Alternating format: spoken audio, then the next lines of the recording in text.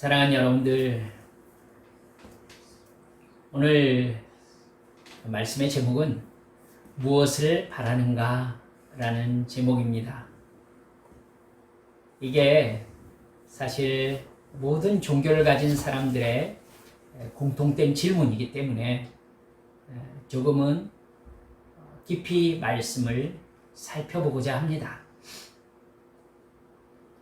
여러분, 사사기를 잠깐 생각해 보시겠습니까? 사사기를 기록하는 그 역사의 배경이 되는 사람들이 출애굽 3세대들입니다. 여러분, 출애굽 1세대는 홍해를 건넜죠. 출애굽 2세대는 요단강을 건넜습니다. 그리고 출애굽 3세대는 요단강을 건넌 출애굽 2세대들의 자녀들입니다. 그러니까 가나안 땅을 정복하고 그곳에 정착해서 살기 시작한 세대라고 말씀드릴 수 있습니다. 그런데 여러분, 출애굽 3세대라고 한다면요, 흔히들 우리 기독교 안에서 이런 얘기가 있거든요. 예수 믿기 시작한 3세대들은 하나님께서 큰 복을 주신다. 그러면서 여타여타의 사람들을 예로 들은 설교들을 제가 들어본 적이 있었습니다만은, 여러분, 출애굽 3세대는 그 말로 알 것 같으면 큰 축복을 받을 만한 세대 아니겠습니까? 그런데 그들과 하나님과 어떤 관계가 있었는지가 사사기 2장 7절에서 10절까지에서 기록되어 있습니다. 세 번역으로 제가 읽어드리겠습니다. 온 백성은 여호수아가 살아있는 동안 여호와를 잘 섬겼다. 그들은 여호수아가 죽은 뒤에도 주께서 이스라엘에게 베푸신 큰 일을 모두 눈으로 직접 본 장로들이 살아있는 동안에는 여호와를 잘 섬겼다. 여호와의 종인 눈의 아들 여호수아는 110살에 죽었다. 그리고 그 세대 사람들도 모두 죽어 조상들에게로 돌아갔다. 그들이 죽은 뒤에 새로운 세대가 일어났는데 출애굽 3세대들입니다.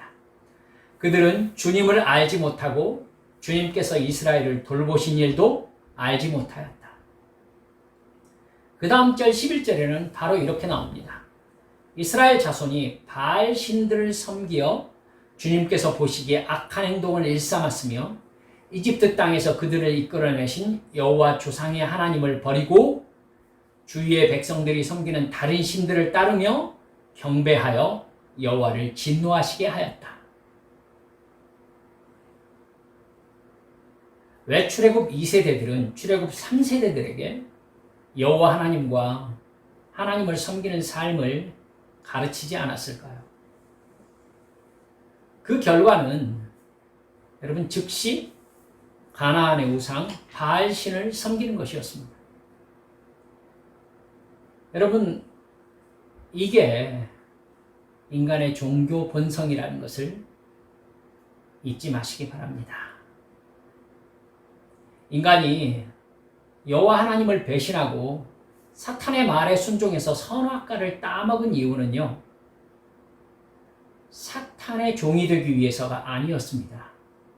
이걸 잊지 마셔야 합니다. 아담은 하나님이 아니라 사탄의 종이 되기 위해서 선악과를 따먹은 게 아니에요. 자기가 하나님이 되기 위해서였습니다. 사탄을 숭배해야 영원한 지옥의 멸망을 당하는 것이 아닙니다. 하나님을 창조신으로 섬기고 숭배하지 않으면 영원한 지옥의 죽음을 맞이하게 되어 있습니다. 그러니까 사탄은 인간에게 여호와 하나님이 아니라 나를 섬겨라 이렇게 말하지 않았습니다. 선악과를 앞에 두고 선악과를 따먹으면 네가 신이 된다. 너의 주인은 여호와 하나님이 아니라 네가 된다. 선악과를 따먹고 너도 하나님처럼 되어서 너를 위해서 살아라. 이렇게 유혹했던 것입니다. 사탄이 나의 종이 되어라 이렇게 얘기한 게 아니에요. 네가 신이 되어라, 네가 하나님이 되어라, 너의 주인이 너가 될 수 있다. 이렇게 이야기한 것입니다. 인간은 그 말을 믿고 선악과를 따먹음으로 자기를 가장 높이며 자기의 욕망을 이루기 위해서 살아가는 죄의 본성을 가지게 되었습니다. 그러니까 죄의 본성대로 사는 인간은 어떤 신도 섬기지 않습니다. 아시겠죠? 여러분, 세상에 이렇게 신이 많은데 인간이 어떤 신도 섬기지 않는다고요? 그렇습니다. 들어보세요. 그것이 신이든 사람이든 자기 이익을 위해서 필요에 따라서 숭배도 하고 이용하는 것일 뿐입니다. 이게 바로 죄와 사탄의 종으로 사는 삶이거든요. 육신의 삶입니다. 죄악의 본성대로 사는 삶입니다. 근데 인간은 그것을 모릅니다. 단순하게 자기의 죄성대로 자기의 욕망을 이루기 위해서 살다가 죽을 뿐입니다. 그러나 자기 욕망을 이루기 위해서는 자기 능력이 너무나 제한적이라는 것을 알고 있어요. 그렇기 때문에 희미하게 남아있는 신의식에 의해서 신의 능력을 필요로 하는 것입니다. 이게 신을 믿는 것일까요? 아닙니다. 이게 신을 믿는 게 아니라 자기 욕망을 이루기 위해서 신의 능력을 필요로 할 뿐입니다. 여러분, 신의 능력을 필요로 해서 얻고자 하는 게 뭐예요? 우리가 지금까지 너무나 잘 얘기해 왔지 않습니까? 돈과 권력입니다. 왜 그렇습니까? 내가 다른 사람을 내 뜻대로 복종시키게 만들 수 있는 도구가 권력과 돈이기 때문입니다. 여러분, 사장은 직원의 생계를 쥐고 있는 신입니다. 너무 지나칩니까? 제가 경험한 바로는 담임 목사는 부목사의 생계와 평판을 쥐고 있는 신입니다. 네. 그러니까 사장과 담임 목사는 자기에게 고개를 숙이는 직원을 보면 자기가 신이 된 것 같은 만족감에 사로잡히게 됩니다. 절대 과장이 아닙니다. 인간의 죄성은 그것을 느끼기 위해서 살게 되어 있습니다. 그러니까 사장에게는 자기에게 더 많은 돈과 권력을 주어서 더 많은 사람에게 신이 되게 할 수 있는 연빨 있는 목사가 필요한 것입니다. 직원에게는 자기에게 지금보다 더 많은 돈과 권력을 주어서 나의 주인이 사장이 아니라 내가 되게 할 수 있도록 해주는 연빨 있는 목사가 필요한 거고요. 사장이든 직원이든 담임 목사든 부목사든 모두 똑같이 자기가 신이 되고 싶어하는 마음으로 불상을 찾아가고 무당을 찾아가고 교회에 나가는 것입니다. 인간이 종교를 가지는 이유는 오직 자기의 이익을 위해서입니다. 가난한 사람은 다릅니까? 아닙니다. 신에게 자기의 먹을 것과 입을 것, 집을 받아서 나의 자존감을 높이려고 종교 행위를 합니다. 여러분, 가난한 사람들이 좀 더 높이고 싶어하는 자존감이라는 것이 무엇인가요? 나의 주인을 나라고 생각하는 마음입니다. 이게 자존감이죠. 여러분, 우리는 그걸 알고 있어야 합니다. 이게 바로 스스로 신이 되려고 하는 인간 마음입니다. 나의 주인은 내가 아니라 누구였습니까? 여호와 하나님이기 때문입니다.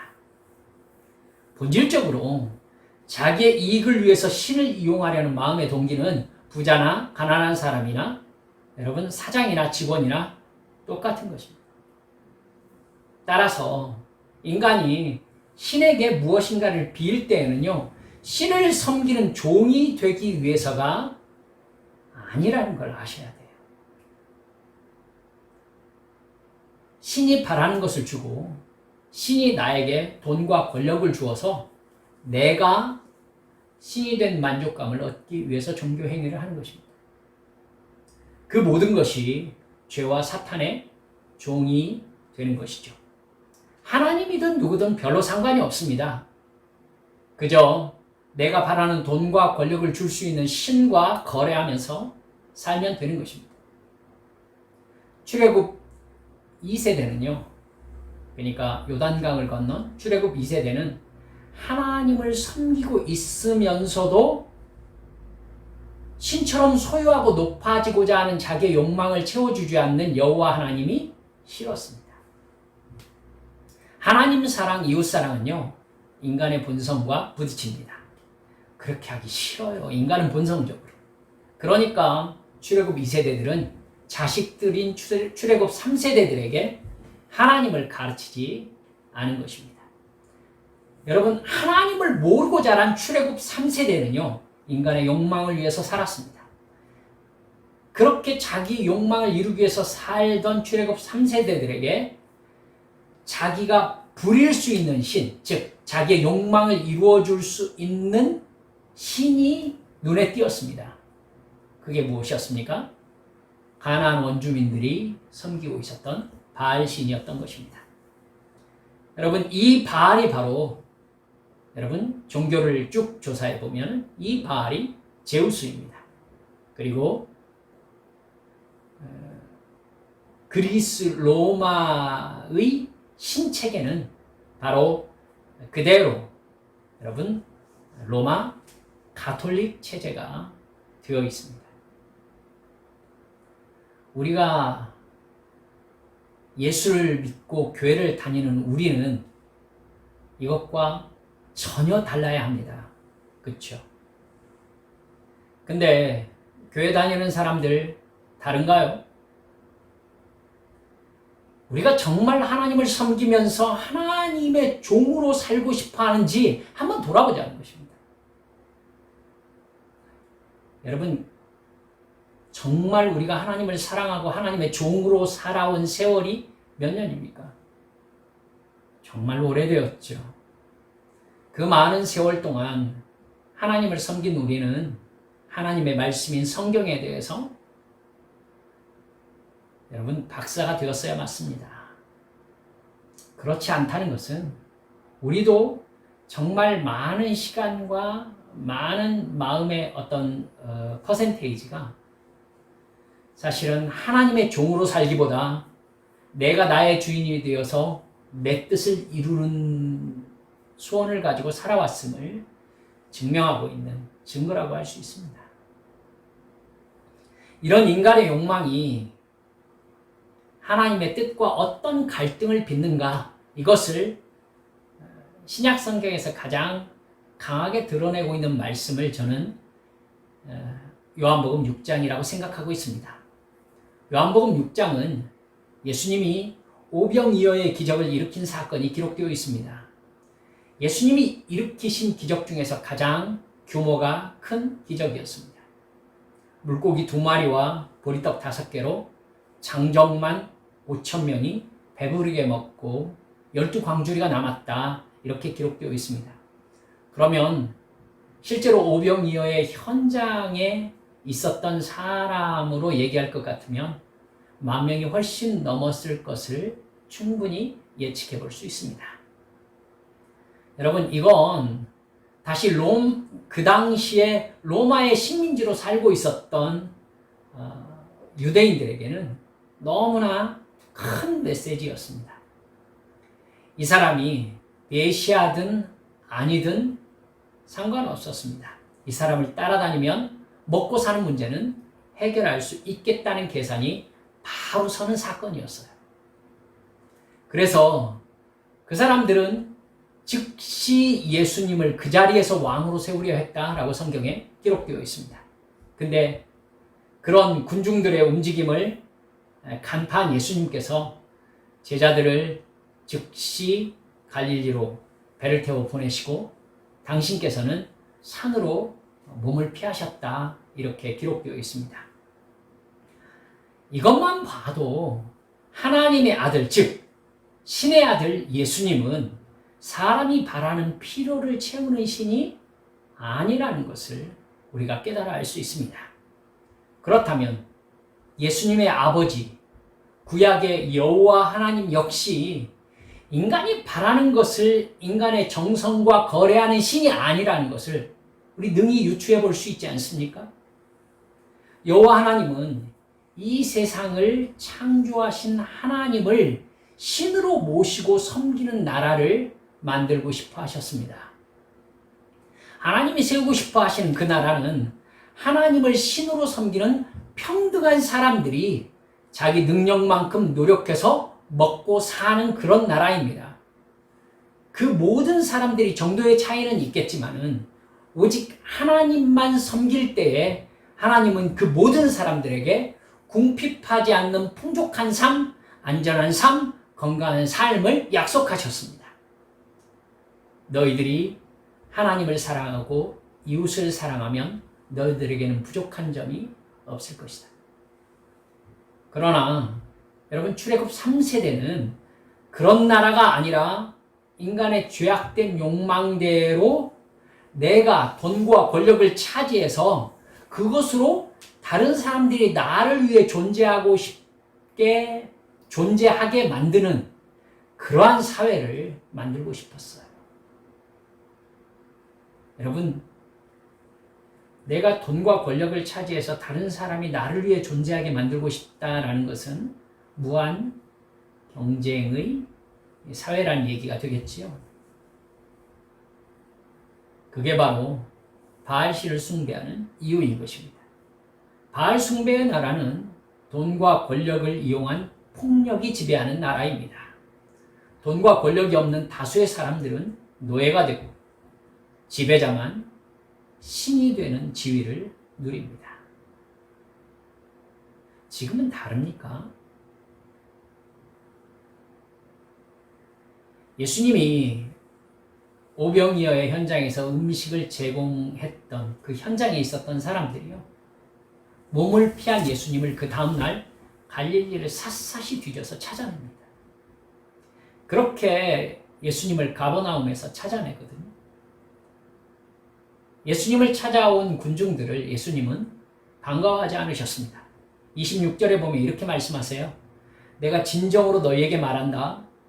너희가 나를 찾는 것은 표징을 보았기 때문이 아니라 빵을 먹고 배가 불렀기 때문이다. 이렇게 말씀하십니다. 여러분, 표징이 무슨 말입니까? 표징은 겉으로 드러난 어떤 표식을 의미하죠. 그러니까 이 표식을 있게 한 그 뒤에 실체가 있다는 뜻입니다. 즉, 오병이어의 기적 자체가 목적이 아니라, 이게 실체가 아니라 이것은 표징이라는 것이죠. 너희들이 나를 찾아온 까닭은 이 표징의 의미, 그 뒤에 있는 실체를 보았기 때문이 아니라 사실은 이 표징 때문에 너희들이 먹고 배가 불렀기 때문에 나를 찾아온 것이다. 너희들은 나를 사랑하거나 믿으려고 나를 찾아온 것이 아니라 공짜로 먹을 것을 얻기 위해서다 라고 말씀하신 것이죠. 너희들의 관심은 내가 아니라 너희 자신이라는 것이죠. 너희들이 사랑하는 것은 내가 아니라 너희라는 것입니다. 그러면서 예수님은 오병이어의 기적이 내가 너희들에게 먹을 것을 무한하게 제공할 수 있다는 뜻이 아니라 내가 너희들을 구원하는 하나님의 아들이라는 것을 믿게 하려는 표징이었다.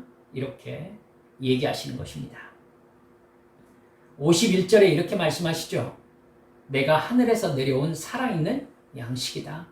이 양식을 먹는 사람은 누구나 영원히 살 것이다. 내가 줄 양식은 나의 살이다. 이것은 세상에 생명을 준다. 이게 문제가 복잡해지죠. 예수님이 영적인 이야기를 하고 계십니다. 육적인 것은 영적인 것을 나타내는 샘플이라고 말씀하고 계시는 것입니다. 근데 이 말을 들은 유대인들의 머릿속에 양식이라는 이 개념이 모두 실제 먹는 빵으로만 인식되어 있는 거예요. 52절에 보면은 유대인들이 이렇게 말해요. 이 사람이 어떻게 자기 살을 주어서 우리에게 먹게 할 수 있을까? 그러거나 말거나 예수님은 더 깊이 나아갑니다. 54절, 55절 말씀 우리가 읽은 말씀입니다. 내 살을 먹고 내 피를 마시는 사람은 영원한 생명을 가지고 있고 마지막 날에 내가 그를 살릴 것이다. 내 살은 참된 양식이요 내 피는 참 음료이다. 살에 피가 추가되었죠. 예수님은 십자가를 상상하시면서 이 말씀을 하고 계신 것입니다. 우리가 읽은 본문 다음에 56절 말씀을 보면 이렇게 말씀하십니다. 내 살을 먹고 내 피를 마시는 사람은 내 안에 있고 나도 그 사람 안에 있다. 하나님의 아들 예수 그리스도가 나 대신 십자가에서 살을 찢기시고 피를 다 흘려 죽으셨다는 것을 믿는 사람은 예수님의 살을 먹고 예수님의 피를 마신 것과 같다 라고 말씀하시는 거예요. 즉 이제 자기 육신의 생명이 아니라 예수님의 새 생명으로 살아가는 사람이 된다는 것입니다. 그래서 이 사람이 예수님 안에 있고 예수님 안에 그 사람이 있는 것. 그래서 예수님과 하나가 된다는 것입니다. 여러분 육체의 욕망대로 살다가 영원한 지옥의 멸망에 들어가야 될 옛사람이 예수님과 함께 죽어버리고 새롭게 거듭난 사람이 영생을 받는다는 뜻입니다. 이 사람은 예수님과 하나가 됩니다. 이 말을 그 자리에 있는 누구도 알아듣지 못했습니다. 제자들도 알아듣지 못했어요. 예수님은 제자들에게 63절에 이렇게 말씀하십니다. 생명을 주는 것은 영이다. 육은 아무데도 소용이 없다. 내가 너희에게 한 이 말은 영이요 생명이다. 예수님의 관심은 처음부터 끝까지 영생의 포인트가 맞추어져 있습니다. 예수님은 계속해서 예수님을 믿음으로 받는 영생을 주시기 위해서 내가 이 세상에 왔다. 대속의 은혜를 주시기 위해서 내 살이 찢기고 내가 피를 흘려 죽어야 될 것이다 라고 계속 말씀하고 계시는 것입니다. 그러자 66절에 보니까 이렇게 나옵니다. 이 때문에 제자 가운데 많은 사람들이 떠나갔고 더 이상 그와 함께 다니지 않았다. 여러분 바로 이것이 세상 사람들이 진정한 기독교를 보게 되었을 때 보이는 반응입니다. 그러니까 예수님은 자기의 육신의 만족과 필요를 채우기 위해서 예수님을 찾아온 사람들에게 나는 너희들이 바라는 것을 채워줄 생각이 없다. 내가 이 세상에 온 목적은 그것이 아니라 영원한 생명을 얻고 그 생명 안에서 하나님과 사랑의 관계를 맺고 살아가는 하나님의 백성을 세우기 위해서다. 이렇게 말씀하신 겁니다. 하지만 사람들은 그 말에 관심도 없었고 그렇기 때문에 그 말을 알아듣는 사람도 없었고 설사 알아들었다 하더라도 예수님이 말씀하신 그것을 받고 싶은 생각이 없었던 것입니다. 돈과 권력을 신에게 얻고 싶은 종교적 바램을 예수님에게서 채울 수 없다는 것을 깨달았던 사람들은 예수님을 떠나는 것을 선택했습니다. 우리들은 어떻습니까? 오늘 설교 제목이 무엇을 바라세요? 라는 것입니다. 우리는 예수님에게 무엇을 바라면서 신앙생활을 하고 있습니까? 영생과 예수님과 동행하며 하나님을 아버지로 섬기는 영적인 삶을 살기를 바라고 계십니까? 아니면 우리들도 세상 사람들이 종교를 가지는 이유와 별로 다름이 없이 내 힘으로 얻을 수 없는 돈과 권력을 신에게 받아내려는 그러한 종교적 욕망으로 교회를 다니고 있는 것은 아닌가요? 아니요. 저는 그저 건강했으면 좋겠고 큰 어려움 없이 먹고 살았으면 좋겠습니다.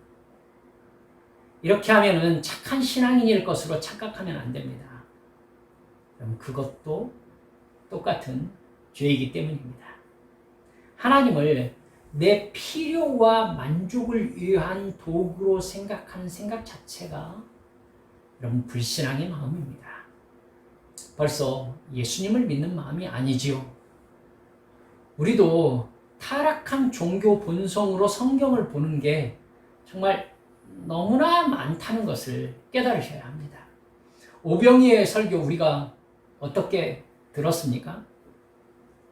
언제나 내가 가지고 있는 작은 것, 물고기 2마리, 보리떡 5개, 이 보잘것없는 아이 도시락 같은 요만한 것이 예수님께 드려지면 5,000명이 먹고 12광주리가 남을 만큼 엄청나게 채워주시는 주님의 능력을 믿어라. 그러니까 주님께 여러분의 작은 것이라도 바쳐라.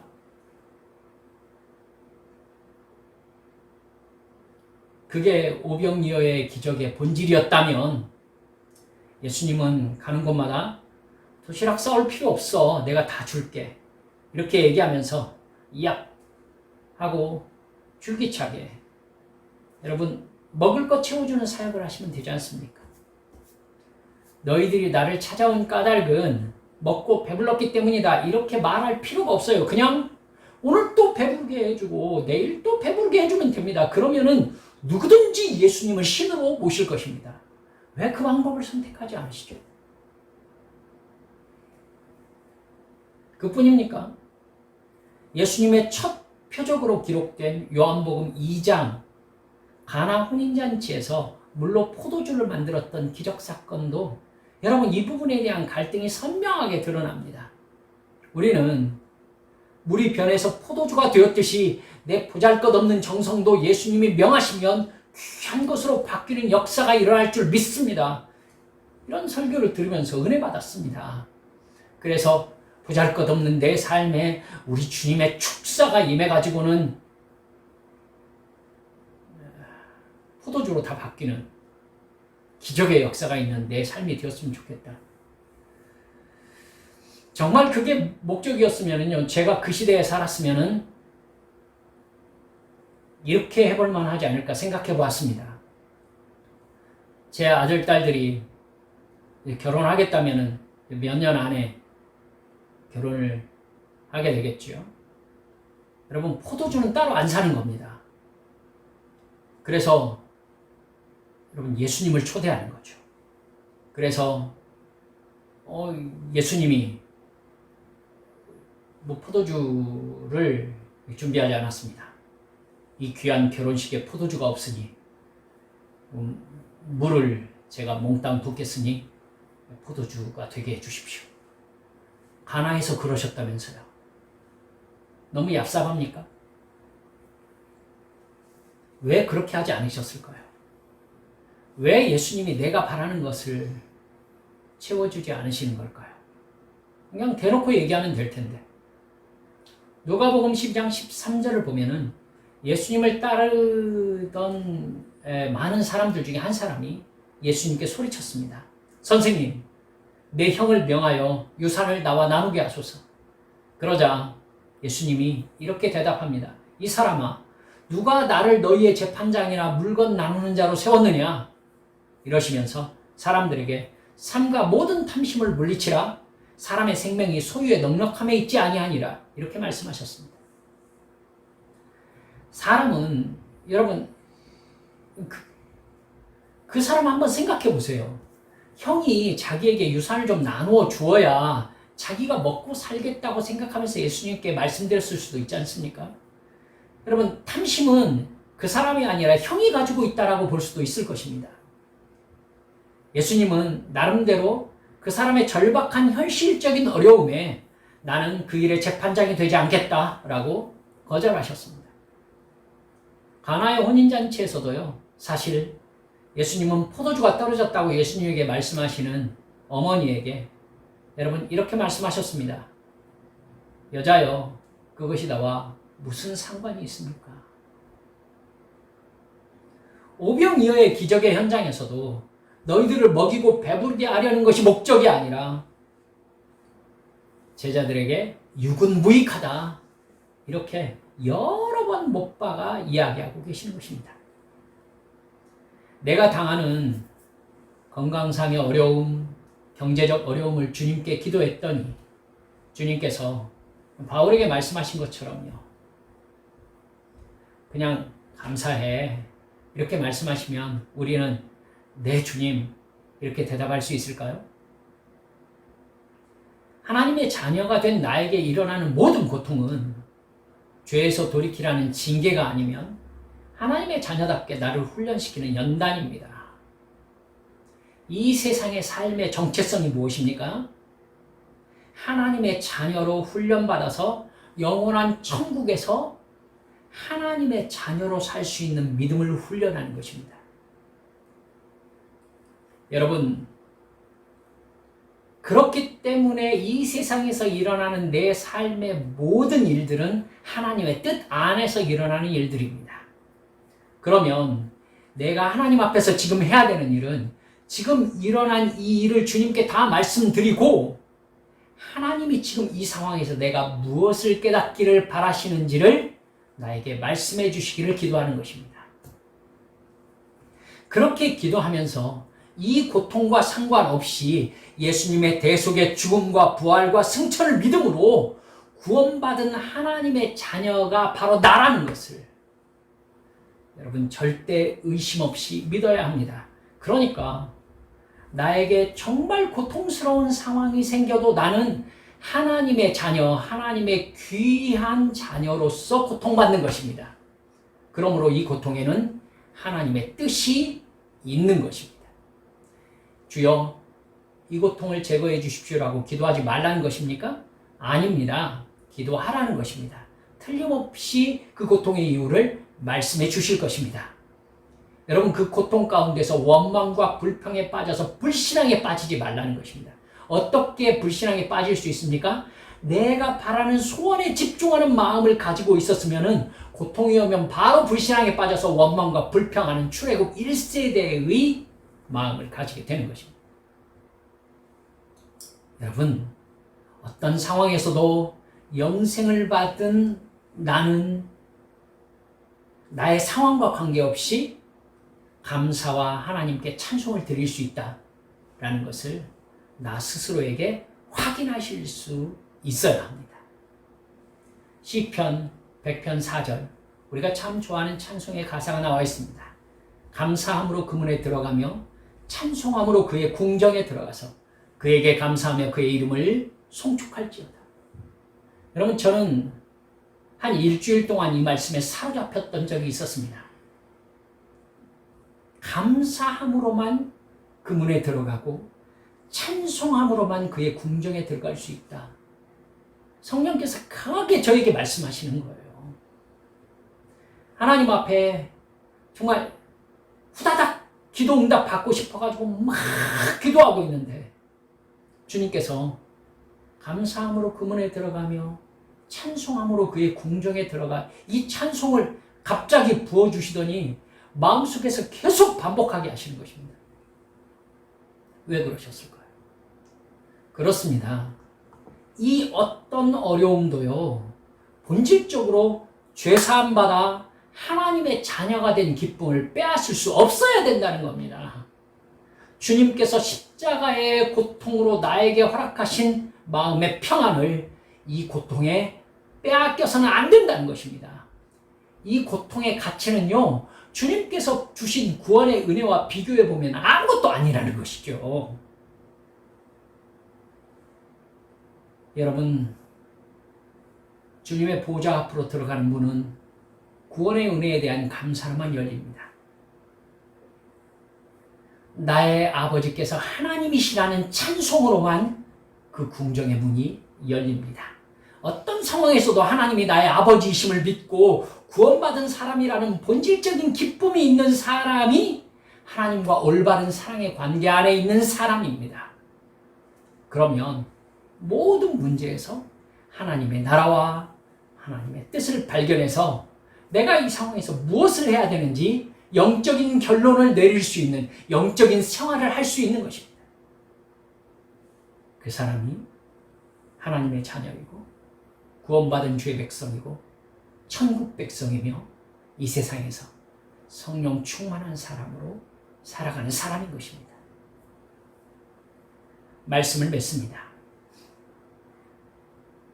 대부분의 교회 다니는 사람들은 하나님의 나라와 하나님의 뜻에 관심이 없습니다.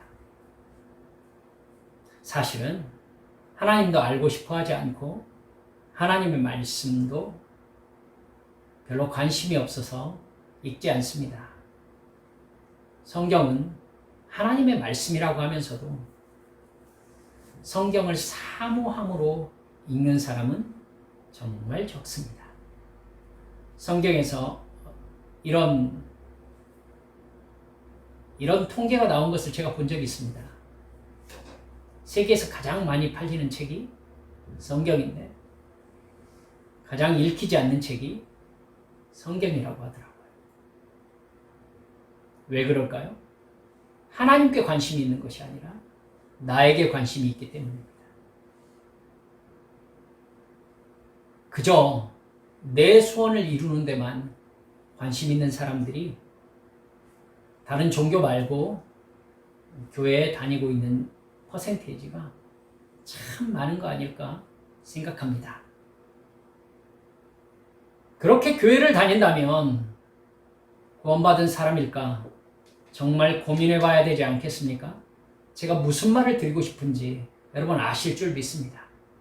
우리 한빛교회 성도들은 내가 바라는 것을 얻으려는 육체적 욕망을 이루기 위해서 교회 다니는 종교인들이 아닙니다. 그런 우상 숭배자들이 아닙니다. 하나님이 나에게 베푸신 구원의 은혜에 나의 상황과 관계없는 감사와 찬송을 간직한 하나님의 자녀들입니다. 그래서 나의 상황과 관계없이 기쁘고 행복한 사람들입니다. 할렐루야. 그곳이 어디든 어떤 상황이든 나를 영생으로 인도하시는 주님을 따라가고 있다는 증거만 있으면 충분한 사람들인 것이죠. 이것이 바로 예수 믿는 신앙의 기초입니다. 이런 신앙으로 주님과 영원히 행복한 멋쟁이 신앙인들이 모두 되어주시기를 우리 구주 예수님의 이름으로 간절히 축원합니다. 사랑하는 여러분들, 이 시간 우리 함께 기도하십시다.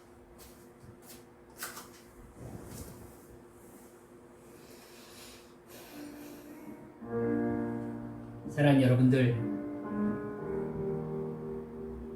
우리 한빛교회 성도들은 정말 정결하고 깨끗한 성경에서 예수님께서 말씀하시는 그 성도가 되었으면 좋겠습니다. 나의 바람에 목적이 있지 않고 하나님이 누구신가에 우리의 눈이 머물렀으면 좋겠습니다. 내가 하나님께 하고 싶은 말보다 하나님이 나에게 하고 싶은 말에 귀를 기울이는 우리의 기도 시간이 되었으면 좋겠습니다.